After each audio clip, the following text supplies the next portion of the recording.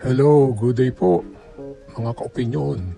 Si Julia Barreto po, nag-clone ng Beyonce.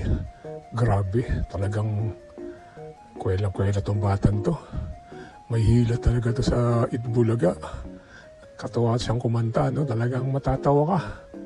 Ano siya, natural talaga yung talagang dahil din sa mga Dabar Cats, matatawa ka sa kanya. Yung mga kanta na pinakakanta sa kanya, talagang hindi niya sinusukuan, no?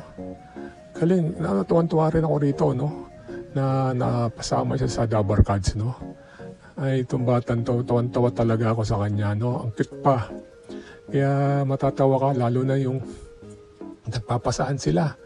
Ako, isa yun sa kinagigiliwan ko dito sa The Clones, no? Lalo na sila Alan Kay, sila Maine, sino pa ba nandiyan dyan? Yan, si Ian, no? Talagang kwelang-kwelang talaga siya. Tawa ko kay talaga Julia. Lalo na nang inalalayan siya nung naglalako. Diyos ko, sana sila nakarating. Yan, talagang nakakatawa si Miss Julia Barreto, no? Dabar Cats na rin siya, no? Nakakatawa rin.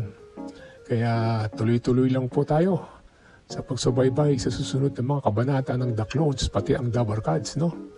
Nagko-clones na rin sila. Kaya, okay, Miss Julia, ang galing mo, no? God bless, take care always, and sana healthy lagi. Tsaka yung love life natin, masaya lagi.